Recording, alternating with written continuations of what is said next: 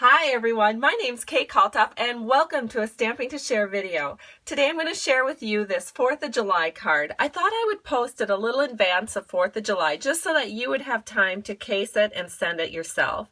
And so this is the card, and you can see it has kind of this old-fashioned country theme to it.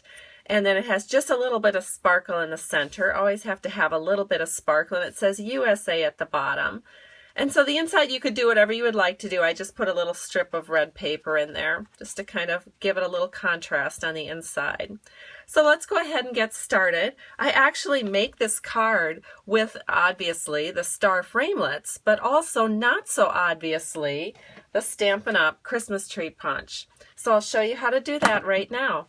The first thing that you're going to need to create this card is a piece of crumb cake. That's going to be our base paper, and it's 5.5 by 8.5, scored at 4 1/4. So I'm going to go ahead and fold this in half, and it's already been scored, so it's easy for me to fold it along the fold line. The next panel we're going to need is a 4 by 5 1/4 inch of Night of Navy, and this is going to need to be run through the embossing folder. It's 1/4 inch smaller than our base front, and so it will fit just perfectly on that. And I did go ahead and I took the stars embossing folder and I did run this through in advance with my Big Shot machine, and you can see the embossed stars on here.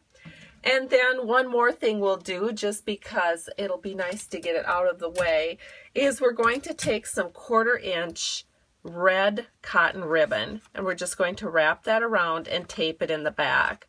So I've got that ready to go. And I also want to tell you that I'm still doing Stampin' Up! Product shares, and this 1/4 inch cotton ribbon, which is so nice and easy to work with, is still available on my shares. Let me show you what it looks like. There are 12 different colors of 1/4 inch cotton ribbon from Stampin' Up! And you can get a sampling of all of them, a 2-yard sampling of each one.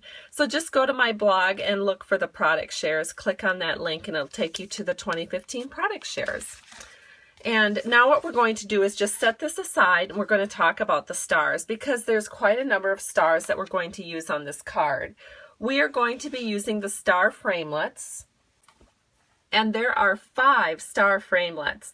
Now we will use star framelits 1, 2, and 4. We're going to leave 3 and 5 sitting on this magnetic sheet because we won't need those. So let's start with the largest framelit that we're using on this card, and that's framelit 4. So we are going to need a star cut out with real red paper, and then we also need a star cut out with the crumb cake. So what we want to do is take the tree punch and flip it over, and then I did go ahead and a little bit more than an inch down, I suppose about 1 1/8 inch down from the top, I just made a mark. And actually, you can figure this out by trial and error, which works the best for you. But I just made a mark with a Sharpie marker, because when I put my star into the tree punch, I want this marker to end up so that it is right where this space meets to make an M shape. Can you kind of see the M shape there? So when I see that I have gotten down to that M shape, I just make a punch out, and that is one of the punches that I will use to decorate the star. Let me bring the card back in so you can see that. So I am using the tree punch to make these little diamond shapes on each of the stars, and I'll attach that to the red star that we cut out. And so I'll show you a couple more times. So what we want to do is just bring it down so that it has kind of an M shape right there. So you're just bringing it so that that edge is even. And like I said, I did measure these pieces, and it is about 1 1/8 inch down. And then you just go and you do that all the way around your star. And I did work a little bit in advance because I didn't want to spend too much time on that because that's pretty repetitive, and we'll have to do that 5 times. So now that I have this, I have my red star here, again cut out with framelit number 4 when you have the smallest as set as framelit 1. So then I use the tree punch for these 3, And now I'm going to attach the 2 punches that I just did. So I'm going to use a multi-purpose liquid glue. So I'm just going to add a little drop of glue on each of these corners. And the reason I'm using glue and not anything else is it gives me a little bit of wiggle room. So then I can just add this corner piece in. And when I put it down, I've got just a little bit of wiggle room to get that just right. And then we'll do the same thing over here. Put that into the corner. And then we have the pieces on this star that make it look a little bit country. I love that. And now for the next star piece, we're going to use star piece number 2. So that's the second largest star in the Star Framelits set. And I've cut that out with the Night of Navy. So then we just add a glue dot to the back, and we are going to set that right into our star so that the peaks of the star line up with those crumb cake punch outs that we made.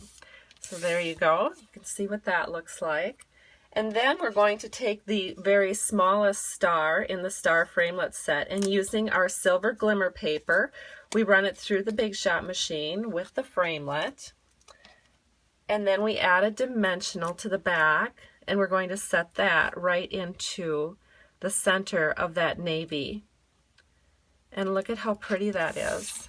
That is just going to make such a nice 4th of July card. I mean, really, some people say, well, I don't send July 4th cards, and that's fine, but really I think it's a lot of fun to do that because who's not going to be just thrilled and surprised to get this card in the mail? All right, so now we are going to go ahead and using a piece of red scrap paper, the real red scrap, we are going to use some little letters from the Framelits Little Letters set, and we are going to cut those out with the Big Shot machine, which I've already done. You can see it's USA. So I'm going to peel these off, and then I'm going to glue them down.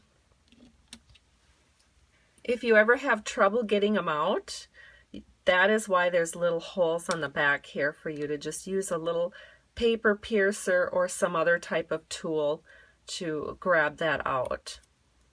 And then you can just peel them out like this. All right, so I have the letters out, and now I have a little bit of glue on them. And now to put them on my card, I'm going to take the letter that is the closest to the right edge and set that down first. That way I know I'll have everything centered right where I need it to be. So there's our A, and then the next one would be our S. Set that right in next to it. And then we will add the U. And again, the multi-purpose glue just works so nice because sometimes you have just that little bit of wiggle room so you can get it up and move it around. All right, so there is our U. And our USA is at the bottom of the card. Now we just add dimensionals to our star.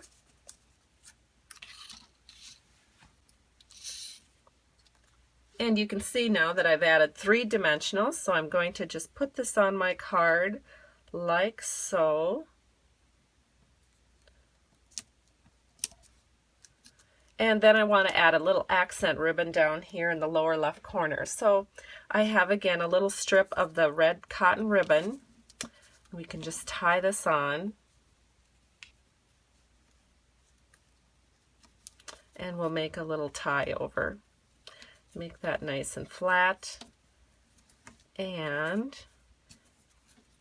we'll just go ahead and trim that up with the ribbon scissors.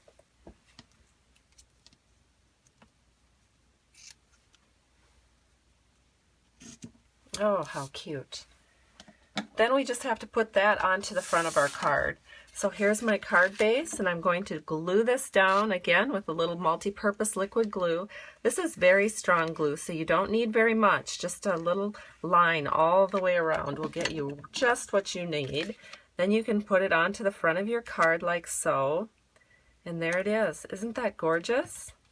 So we have our The front of our card is complete. Now to complete the inside panel, I have a 1/2 inch by 5 1/4 inch piece of real red. So we'll go ahead and just put a little glue again on the back of that and set that along the left-hand side, just next to the crease line. And our card is complete. So here's the card I've just done. Here's the card I started with. And isn't this fun that it uses the tree punch? So I hope you've enjoyed this tutorial. Have a great day. Thank you so much for stopping by Stamping to Share, and I hope you have a great 4th of July. And I also hope you have time to maybe create one of these cards and send it out. It would be a great surprise for someone, especially maybe someone who's shut in and can't enjoy all the 4th of July activities like we may get to. Have a great day. Bye-bye.